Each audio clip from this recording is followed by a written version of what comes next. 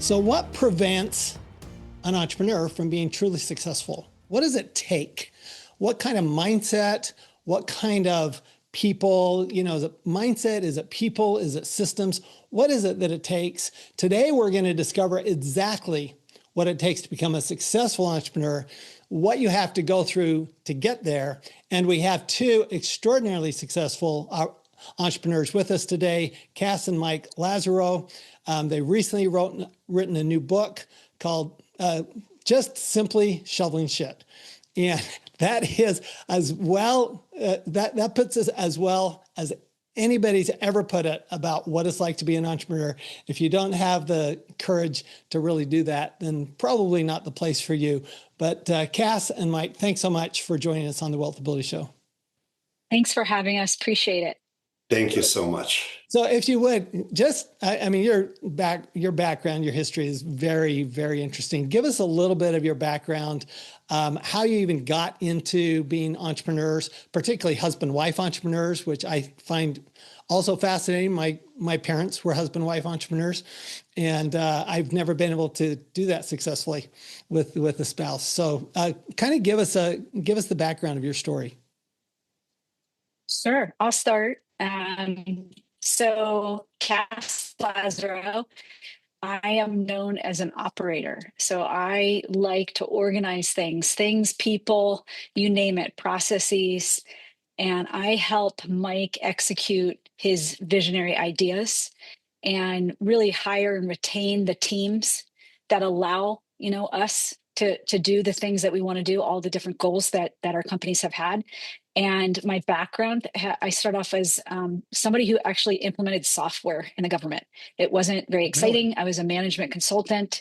Yep. But I learned a lot about software. And then I took a turn really towards the internet after spending almost a year and a half at a digital agency. It was the interactive arm of Leo Burnett. And I had this crazy idea that we could build a site. This was way in the day when like eyeballs to individual sites mattered, that we could build a golf site for recreational golfers like Mike and me at the time. And so I jumped and did that. I've always wanted to create teams that laugh every day, that can have a serious outlook on work, but can, you can laugh, you don't take yourself seriously. And you learn along the way. Like you said before, learning is like a big part of it. And so that's always been, what I try to do. Yes. So we both grew up in the DC area, and we were comfortable. I wouldn't say we were, had wealthy families, but, we didn't feel poor. We had, we could pay for education, go on a vacation every year. And we were surrounded, at least I was, by entrepreneurs. My dad, built houses and then had a home inspection company. And my stepfather had a money management firm. He was a financial advisor, not something that I ever considered going into. So they were entrepreneurs, very different entrepreneurs than we were. And really, I saw this freedom that they had. They showed up to my basketball games. They could control their schedule. And that's really what propelled me to go into entrepreneurship and start my own business in college and then continue with it. It's this idea of freedom, but all entrepreneurs know that freedom comes with responsibilities. So you end up working twice as hard. You end up shoveling a lot of stuff. You show up to work and it just hits the fan and things go bad. But it's where we find our purpose. It's where we find our passion. And although it's scary, and it feels like you're climbing this dark mountain and you need to kind of shovel all this stuff in your path, and you don't have a map and you can't see where you're going, and you don't have like food and enough water. You keep going because you're trying to get to the top of the mountain. And really, we're at the place in our lives where we've now started 8 companies. We've climbed all these mountains. We've invested in about 100 others. And we've realized that there are about 50 cheat codes that we wish we knew when we started out climbing the mountain. And that's really what the book is. And it's really what our purpose is going forward, helping other entrepreneurs, climb their mountains. Well, I love that because as entrepreneurs, we're all climbing mountains. And sometimes it's like, one step up and two steps down, it seems like when we're climbing those mountains. And it's like, it's just that earth keeps falling away and those rocks keep tumbling down. And so there is a lot to unpack here. But it was interesting as you're introducing yourselves, Kass and Mike, that you have very different roles. And how important do you feel like having those two specific roles? Now there's a company, EOS, I don't know if you're familiar with them, but they actually promote those two roles specifically, the visionary and the implementer. So, Yeah. Talk about those roles to begin with, if you would, just kind of, because that just stuck out to me. Yeah. So it is funny that, you think about it when Mike and I were dating, like what idiots actually start a company together when you're only dating. But that was us. And I don't think we thought anything differently because every time we would come home from our independent, offices for work, I think we both leaned on each other for questions. Mine were always about bigger picture products, services, kind of more up in the air. And his were always like, well, how would I implement this and things like that. So it became this really like this sync. There was like this synchronization with how we talked, how we communicated everything. And I think the best partnerships when it comes to, companies don't have overlapping skills. They have complementary skills. And I think that's the key to success when you find co-founders that can fill in your gaps. Yeah, I love that. I have a partner like that in one of my businesses, and it's awesome. It is just awesome because she don't want to do what I do, and I don't have any interest in doing what she does. She is a great manager, great implementer. So you've done, you literally have risen to the top, sold those businesses. What do you think keeps people from rising? Because there's a lot of people, they work really hard. They don't even get, well, how do you take time off for your kids? I barely take time off, to sleep at night. And how do you get to that point? What is it that makes the difference? Is it a mindset? Is it people? Is it systems? What do you see? What are some of those hacks that you talk about in your book for getting there? Yeah, so the biggest one that we talk about is focus. And so there's a difference between working hard and working smart. When you work hard and smart, that's where the magic happens. I'm reminded this every day by our good friend Gary Vaynerchuk, who works as hard as anyone I know, one of the best entrepreneurs that we've really gotten to know. He started all this stuff from our office. And it's all about focus. What are you doing every day to achieve that mission? I use the mountain mentality because it's the greatest kind of visual of the mission, right? Sure. Like, where do you want to be? I want to be at the top of the mountain. What do you need to do to get there, right? You need to get your shoes and your pack and your food and your direction. And you focus on what you need to do, and then you take one step at a time. Many entrepreneurs work very hard, but they don't accomplish anything. And so we talk about in the book how we focus our companies, how we focus us as individuals. And it's about a clear mission. Where do you want to go? What do you want to be? And then what are the 3, 5, 10 things you need to do to accomplish that, to close the gap between the vision you have and the reality of your life? And everything you're doing should be in service of that. So if you're a software company, you need to build the software, you need to sell it, you need to retain customers, right? You may need to hire. There may be 5 or 6 things you need to do. When I ask entrepreneurs, what are you focused on? If they can't say bam, bam, bam right away, right? If they hesitate, well, I kind of have to build this and we're looking for a new location, but we may do that. It just shows that they're lost. You talk to a co-founder or a founder and you say, what do you focus on? It's, we're selling the product like crazy. We need more logos. We need to improve our customer retention. And I'm looking for a chief financial officer because we're thinking about going public, right? Like they have their stack ranked order of what's important. It's what I have on my desk every day. I have kind of what's important right here.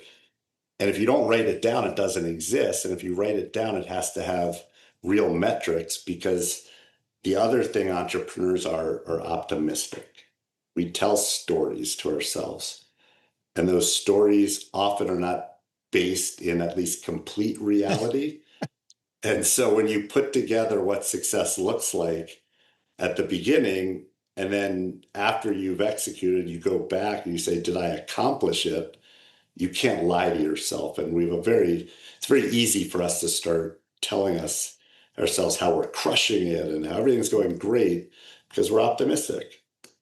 A couple of things I find interesting. First of all, you have to be optimistic as an entrepreneur. I 100% agree, because otherwise you would never do this stuff. I mean, there's no logic to doing it. There's absolutely no logic to it. You have to be optimistic with it. But I also find it's interesting. You're talking about focus. Here's two golfers talking about focus, because I can't think of another sport that requires the amount of focus that golf requires. I mean, you're hitting a stationary ball, but one little fraction of a degree off and it's going off into the wilderness, right? It's in the pond or in the sand trap, wherever. Yeah. So I love that. That makes sense to me, actually, that you've been able to focus when you're serious golfers. So what are some other things that you see that the focus? I love that. Number one. What's like number 2 and 3 that entrepreneurs miss when they're climbing? Like, what keeps them? They get successful. Okay. So they've got money coming in the door. They have, they're profitable, et cetera. What keeps them from going to that next level? Because not very many entrepreneurs do what you've done and sell businesses for, hundreds of millions of dollars. What is it that makes the difference there? I think the number 2 thing is really what we talked about, is putting the cult in your culture. The first 4 letters of culture is cult. So you are creating your own cult for good. And I think we see a lot of founders who kind of think like, okay, I'm going to get my product market fit. I'm going to get some revenue, and then I'll figure out the culture later. Mm-hmm. So what that means is they've actually either started to hire people that might not fit with what they're going to come up with later on, right? Their missions, their values. And so we often say, you have to have those difficult conversations, those uncomfortable ones first. Even before you've even decided to work together, you should have those conversations. And a big part of it should be about culture. What kind of office do you want to have? Even if you're remote, what does that feel like? What do the calls feel like? How are you going to instill the importance of what you do and what you want to do? So that's a big, big part of what we talk about, especially in the book. And what I focused on pretty much my whole career is people, right? How do you attract them and how do you retain them? Because without them, you're not going anywhere. And then after that, the next one is moneyballing them. I'm sure you saw that movie, which is such a great movie. And you think about in different stages of a business, where should people be? And do they still fit, right? Do they fit in the organization? Do they actually scale at the times when you are hitting the gas? And a lot of times you'll find out that the people in the beginning don't often scale. So it's your job as the leaders to make sure you're moneyballing every single person in the company. That's really interesting. I honestly had never thought of that the people have to scale. It's not just the business that has to scale, and that sometimes people reach their limit and they can't scale. And that's a tough decision to let somebody go who's been through the hard times with you. They've helped you. They were invaluable to you when you're starting out, but they could not get past that. They can't get past the next stage. It might come down to management. They can't manage and do as much as they could before. And it's hard. I mean, we look at it as we're replaceable, right? As founders, right. You need to think, if things are going so well that you are scaling so fast, you should think of yourself as replaceable too. So if you can have that kind of, real intention and intention setting of, okay, every single time we do something right, we get revenue. What does this look like? I mean, honestly, you're going to laugh at this, but every time we raise money in any of our companies, I would actually fire people at the same time, because really? it was a chance for me to really level set and decide if we needed every single person. And I always paired it obviously with a good thing, right? With money coming in the door. But I also wanted to make sure everybody knew that I was serious. I am serious about moving forward at this rate with these goals, new goals, and everyone's got to fit. So that was one of my tray. I love that. Let's talk about that raising money piece, because I think that's a challenge for a lot of entrepreneurs. Is, do they raise capital? Do they bring it in through, do they bootstrap it, bring it in through, just the customers basically? Tesla is a good example of a lot of their money, their capital came from their customers. Right. That's a lot of work, but they did raise money too. I mean, Musk is brilliant at raising capital. Why do you think raising capital is important, and particularly because it sounds like that's been integral to your business? And what is it that keeps people from doing that? Yes. So as we say, the first three jobs of an entrepreneur: don't run out of money, don't run out of money, and don't run out of money. And I've seen many companies with, a lot of money in the bank who can pivot and get to a business model that makes sense. I've yet to find a company that's insolvent that's able to do that. And so there are a bunch of different ways to raise money. The best way, and this is going back to Gary Vee and what he does, is customers. So be profitable from day one. And if you think of accountants, lawyers, consultants, other service businesses, the entrepreneur is the product first, then they hire a team using revenue to grow the business. And we're in a renaissance of profitable businesses because the cost side of the equation has really been helped by AI, by productivity tools. Think about what you had to do in 1960 to grow a business, right? You had to go into the office because that's where your files were. We can live anywhere and we can do anything from anywhere. And we have agentic employees, so meaning kind of agents, AI agents who can do outbound sales, who can do customer service, who can help you write emails, who can do marketing. And so that is just beginning. But any of your listeners who aren't getting really smart on AI are, I think, missing an opportunity. If you're building a product and you need to build it before you sell it, then you have to raise money. And we understand the fear that comes with asking people for money. When we started out, we didn't know investors, we didn't know VCs, Right. we didn't like doing it. Asking people for money, felt yucky, right? So how'd you get And past that? what happened is our outlook changed, and we figured out that fundraising is no different than any other sales process. Mm. And the more you believe in your product, your company, and really yourself, because that's what people are betting on, Right. the better you will be at funding your dreams. Because you're not asking for money, you're offering investors an opportunity to multiply their money. And that should be your mentality.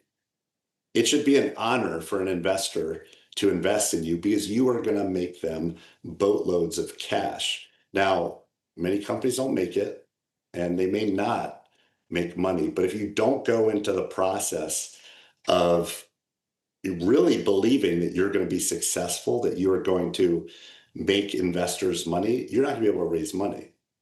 And the only way to make it easy is the more you do it, the more successful you are, the easier it will become. The hardest $5,000 we raised of the hundreds of millions was the first, and the only person who would invest was my grandfather. I didn't have a computer, so I needed $5,000. I had to pitch him. And he's like, I don't really understand this internet thing. He died when he was 96, a very close friend of mine. I write about him in the book. But I believe in you, and I will invest $5,000. And so, the way to raise money is you just start, figure out your story. What's your product? Why is it different? How are you going to get it into customers' hands? We talk about kind of what we call the go gauge in the book. everything that we look for as an investor. And, you know, look for people who really will support you. Now, there are also more and more government, loans and small business loans. And we talk about those in the book, which are great options. There's non-dilutive financing. So if you're in the sciences, grants and other ways. But typically you're asking friends and right. family I mean, that's members who hard part, have right? money. You're asking friends and family, and that to me, that's a bigger risk than asking an investor that you don't know. Much bigger risk because you're risking the relationship, right?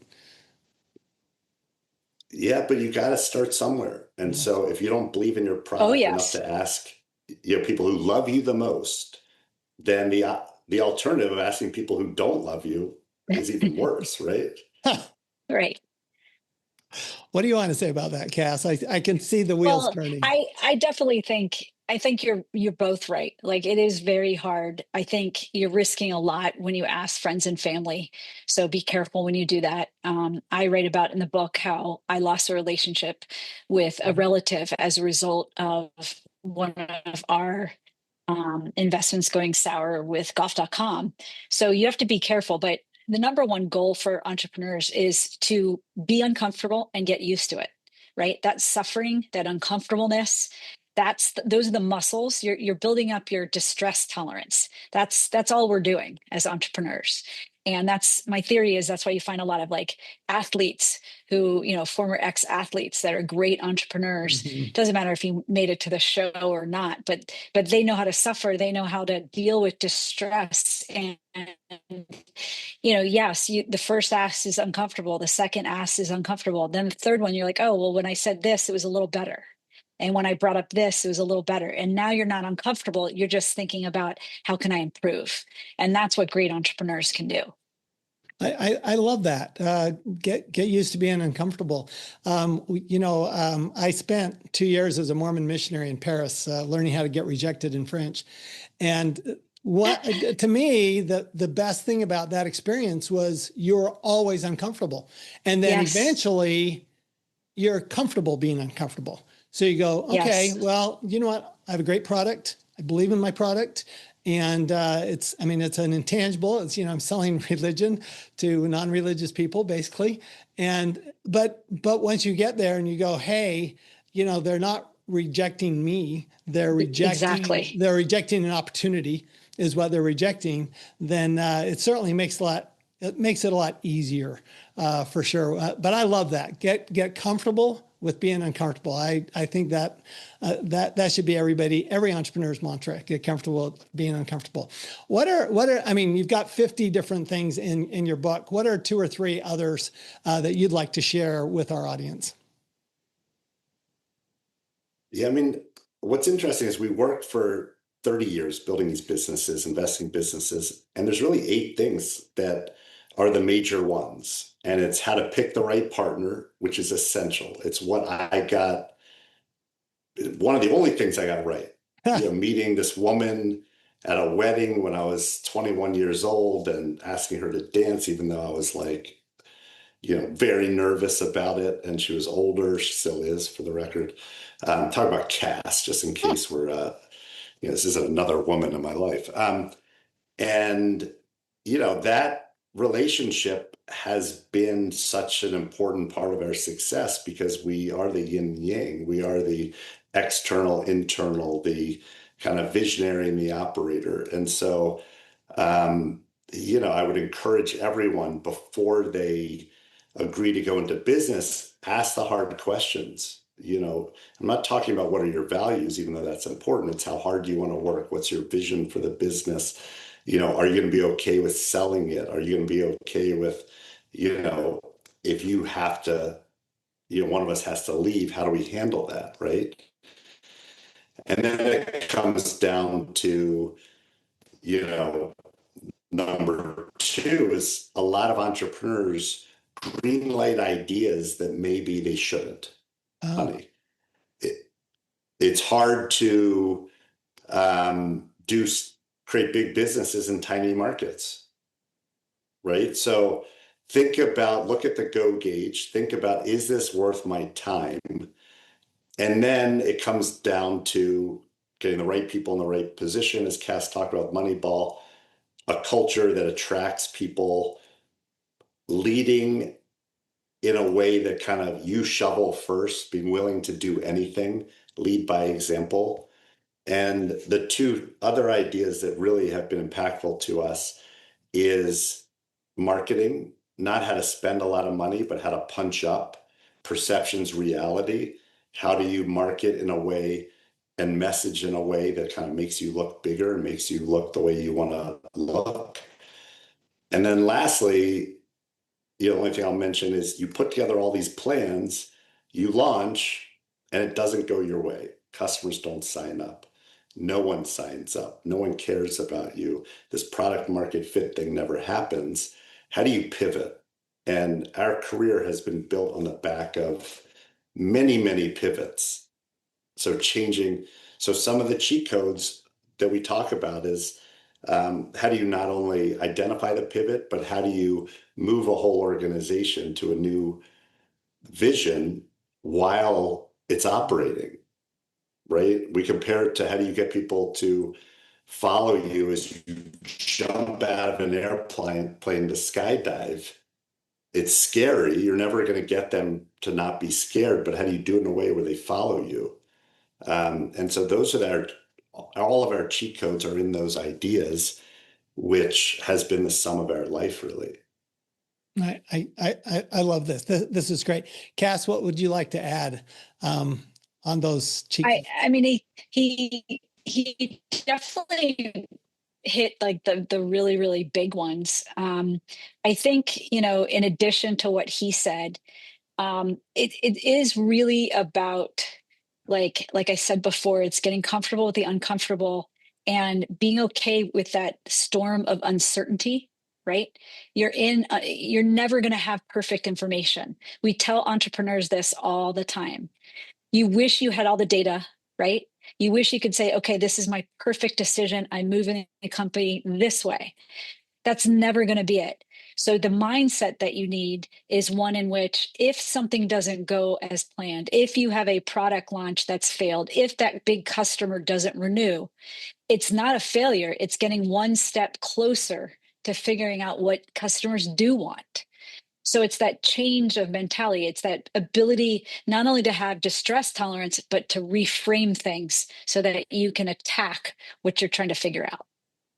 I love that. I love that. I am this whole idea, the book, Shoveling Shit, and about the messy path to success. Every entrepreneur listening can relate to that and can relate to you guys. And we all look up to people like you who've actually made it part of your lifestyle to be uncomfortable and be comfortable with being uncomfortable. And I think that's such a big message. And not be afraid of the failure and not be afraid of needing to pivot. That's what's going to happen. So outside of reading your book, where else could we find more information about your mission and what you're wanting to accomplish? Yeah, definitely go to kassandmike.com. You can see all the different things that we're up to. We're investors and we're big philanthropists too. We believe in giving back. It's one of our core missions with every single company that we've ever worked with or founded. We believe it's a big part. You cannot be successful without thinking about things that are much greater than you and much more important. So happy if people could go there and just check it out. I appreciate that. So I'm going to ask you one last question. Okay. If you could describe, so you've invested in over 100 businesses, not your own businesses, if I understand that right. What is it that makes you want to invest in a business? What are the qualities, the aspects, the characteristics of either the owners or the business itself that makes you say, hey, I'm willing to put my money there? So we talked specifically about the investment framework, which we look at, which we present for entrepreneurs to think through, because it's what we do whenever we launch a business, but it's also what we look for. And there are 6 things: the product, what are you selling? Differentiation, why is it better than existing options? Who will buy it? The customers 3.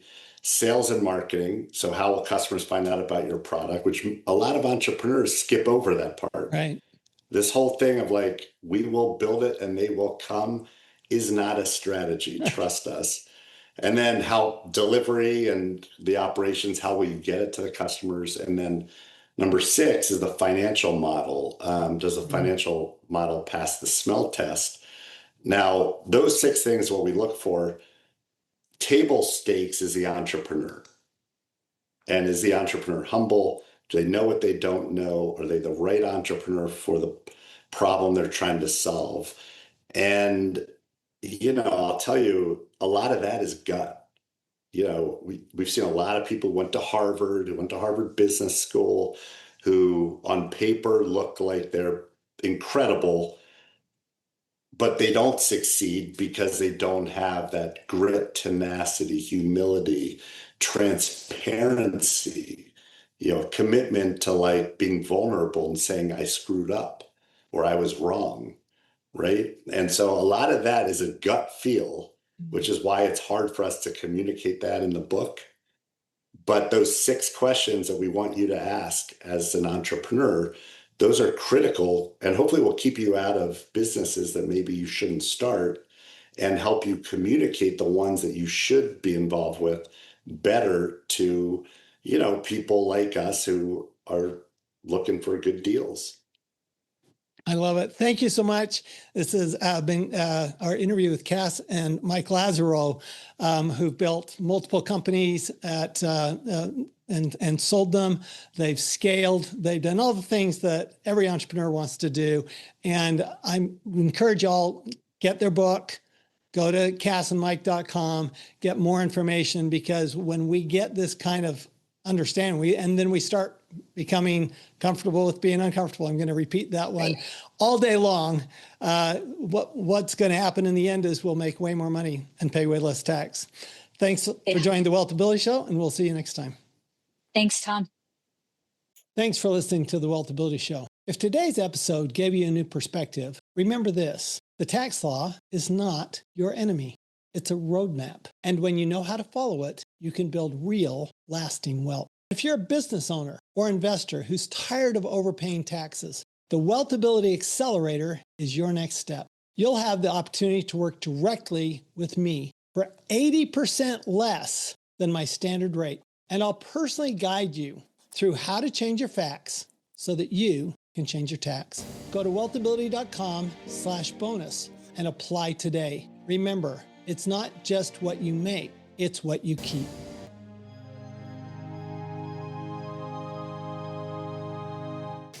This podcast is a presentation of Rich Dad Media Network.